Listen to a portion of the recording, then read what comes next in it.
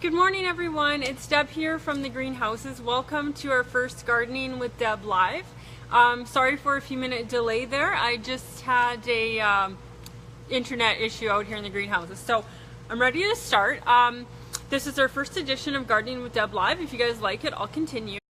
What I asked for this week was a number of your gardening questions. So if you have any questions, you can ask me and I'll do everything I can to answer them. If I can't answer them on the spot, I'll research and find out the information I need to know to do it. So some of the questions that came in were, one was from Jenny, and she says, I want to have a vegetable garden. What kind of soil is best?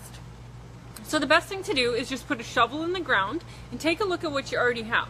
If you have good, rich topsoil, you might just need to work it up, get rid of the grass, and you could be ready to plant. But most often what we need to do is add composted material like broken down manure or compost. You can either buy that bulk or you can buy that bag depending on how big your garden is. If you're in a farm area, getting some composted manure from a farmer is a really economical way to do it. And you also want to add some peat moss if your ground is hard. It can help make it more fluffy. She also asked, what is good to plant by each other? So there's something called companion planting. That is where some vegetables will do better if they're planted by something else. There's a really good book. I have the book, I couldn't find it. It's called Carrots Love Tomatoes. Okay, so write that down. Carrots Love Tomatoes.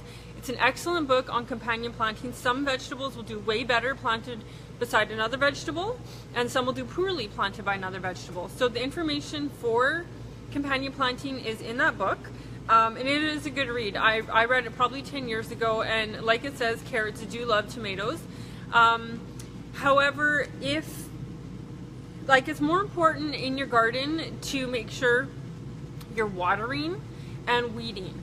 It's more important to weed the garden and to water it consistently than companion planting. So, I mean, all the information is good, but you know, sometimes it's one step at a time. And if you can make sure that you're watering consistently and weeding it, you know, your garden will flourish compared to just planting the proper things by each other, not weeding and not watering all the time. So, Carrots Love Tomatoes, good book, and you know, making sure you're watering. I found that anything I planted farther away from the house got less attention than stuff closer to the house.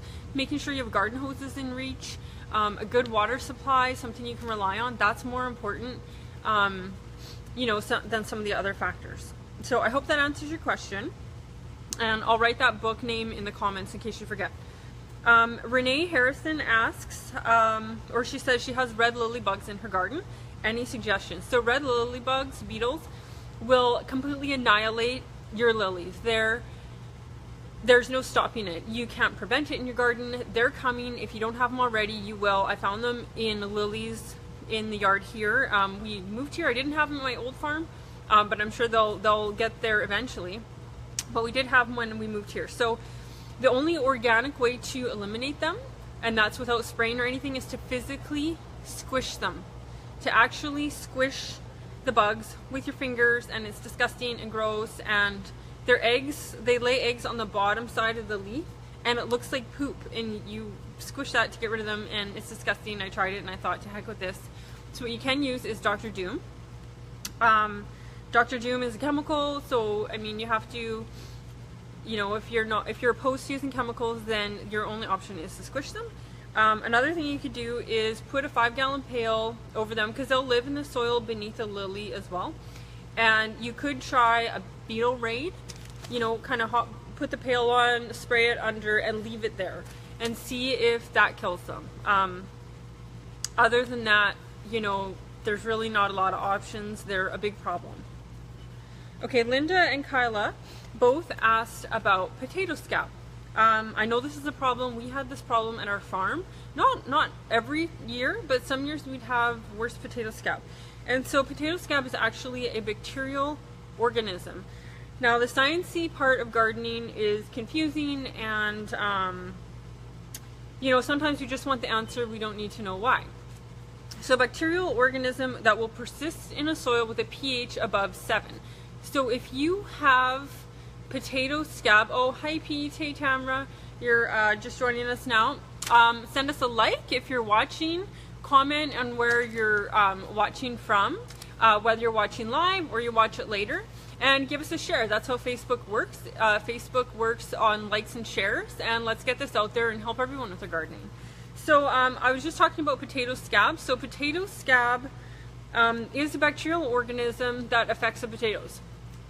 It will only live in soil with a pH above 7. So if you have potato scab, your pH is too high in your garden soil. Like I said, the sciencey part of gardening can be tricky and confusing. This is a home soil test kit.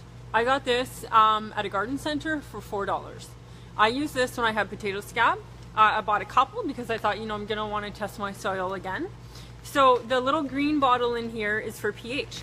So you want to test your soil, you have to use distilled water.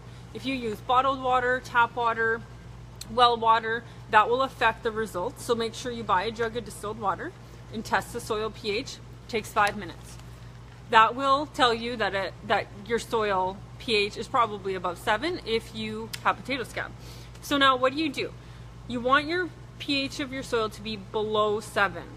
How you do that is you add aluminum sulfate or sulfur to the soil. You're going to only do it once in the spring and once in the fall. Changing pH is a very slow method.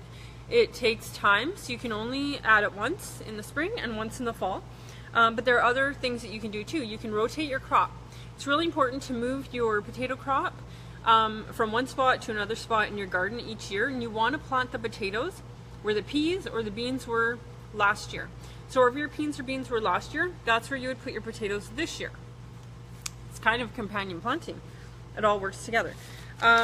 Another thing you can do is as a fertilizer for your garden, you can add alfalfa pellets. That will help long term when they break down for the pH and everything. So I hope that helps with potato scab. If you're just joining us now, send us a like, share, and let me know where you're... Okay, Pete has a question. Where did you get the soil test kit from? Okay, this soil test kit I actually got from Apache Seeds in Edmonton. I don't have them in stock at the greenhouse, but I'm closed right now anyway. But you could probably find them at an independent garden center that's open year-round. Or I can look, I'll ask my suppliers, but it's a really simple home method to do. It's not hard. Okay, so Linda also asked about sandy soil. So at her lake lot, she's got, hey Vimy, Dana from Vimy is watching. Good morning, Dana. Linda asked about sandy soil. So at her lake lot, she's got really sandy soil. She has trouble with wildlife eating the greenery. She has trouble with watering. She's wondering about raised beds. There's a lot of questions in there. There's a lot of factors.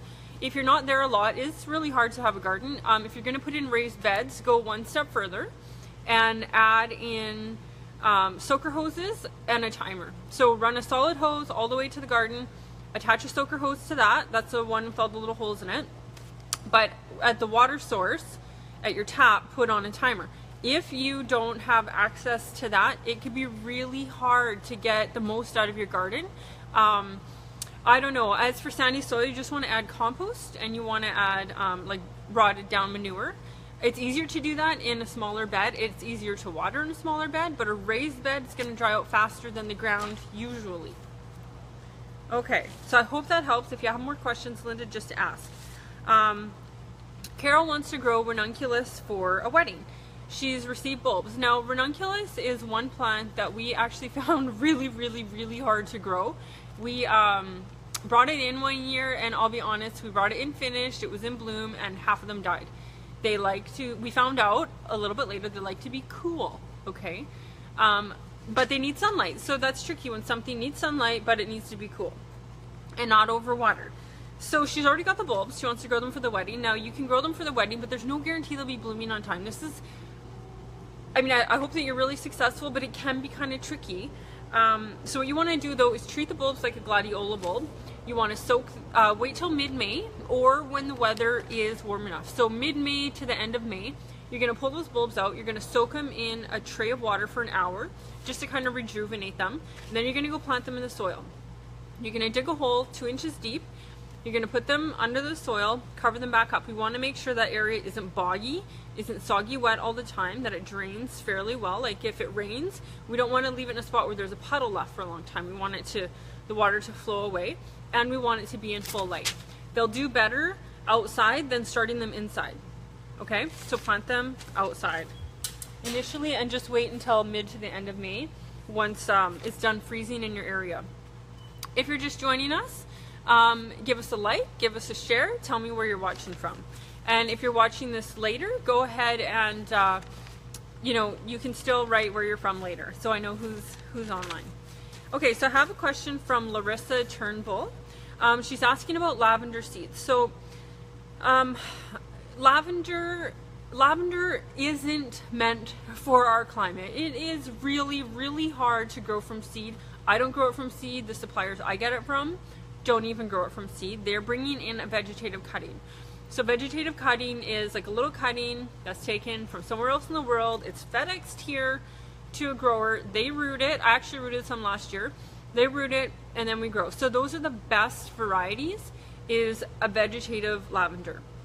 Our season just isn't long enough to grow lavender from seed outdoors, and starting it inside is really tricky. Germination is spotty, and it's not something I would try. There's some things you can grow successfully, you know, ask me about those, but lavender I would say is one that I would definitely purchase from a garden center, an independent garden center. I would love it if you bought it here. Someone has an issue with slugs. That is something that I will address next week. Okay, give us a like, give us a share if you're watching. I'm doing this for free, answering your gardening questions. In return, I'd love for you to share this on Facebook and visit us in the springtime and come check us out. Okay, so Rita asks, Rita lives in St. Albert and she has a north-facing small backyard and she wants to plant columnar aspen. And wants recommendations to add color. Well, my first recommendation, Rita, is I would actually skip the columnar aspen and I would plant a columnar parkland pillar birch. They are going to give you that similar look to the aspen, but they're going to have a beautiful golden color in the fall. I prefer them over the aspen, just my opinion. And then other things for color. So I need a little bit more information, Rita. Are you looking for bloom color? Are you looking for fall color? I have suggestions for both. I'll add them in the comments later. But let me know if you can get back to me, Rita, if you are looking for fall color or spring or summer blooming flower color. Okay. Dawn is asking if we have any tips for amending clay. We sure do. So what you want to do with clay soil is add a minimum of 3 inches of compost and work that in. You want rotted down cattle manure, not fresh, we want it rotted down, and we want to add some peat moss, and we want to add just good old topsoil. Okay, so those are some of the things you want to do. You want to work it in. All summer long, you want to throw your grass clippings on top, and if you can leave one section where you're not planting anything, just add your kitchen scraps to it for compost, or if you have a separate compost pile, you know, work that compost and then keep adding it to your garden area later.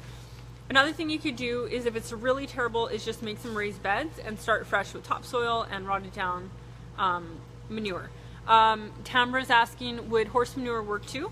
As long as it's not fresh. Fresh is terrible. You don't want fresh manure added straight to the garden. It can burn things. It has to be rotted down. So as long as it's rotted down manure, it's totally fine. I hope that helps, Dawn. Make sure to add all your grass clippings all summer long. Everyone can do that to their garden as well. Cindy is asking for flowers that keep blooming in September because hers were done in August. So there are actually a lot of selections for longer blooming pots. I would add, or pots or flower beds. I would suggest rutabaga. Now you can get a perennial rutabaga or an annual rutabaga. Hey, good morning, Veronica. I haven't seen you in a long time. Good to see you there. Give me a like, give me a share if you're just joining us. This will be posted later, so you can watch the whole thing from the start for the questions I've already answered. So, like I said, Cindy was asking for flowers that bloom later in the fall, as opposed to ones that, you know, are done by August. So there's a couple things. You can, oh, hold on, I gotta press something here. You can plant rutabaga, perennial rutabaga or annual rutabaga. They will bloom late into the fall if you're looking for flowers. Another thing is petunias. As long as you fertilize those petunias all summer, they will bloom until a good 10 below Celsius. So they will go and go and go. I've seen them blooming into the beginning of November on a really great fall. Another thing is snapdragons. Snapdragons perform fantastically. I remember seeing snapdragons at a neighbor's house at Halloween. Full bloom, okay? We're in Alberta. This was outside of Edmonton. It was unbelievable. Hey Brenda, nice to see you this morning. Another good one is Calendula. Calendula is an annual. We sell it in a 6-pack, and you plant that out. It will bloom and bloom and bloom and bloom, but it also reseeds. So it's not 100% guarantee that it'll come back, but almost always it does. Okay, so Pete is saying that aged manure is best. Yeah, he's right. So we don't want fresh manure. We want aged manure adding to our garden beds. And zinnias will look really, really good in your garden late into fall until it freezes. Once it freezes, they are totally dead. Like, they can't even take a hint of a frost. But if we have a late fall, they look amazing. Okay, so there are some perennials that look really good in the fall too.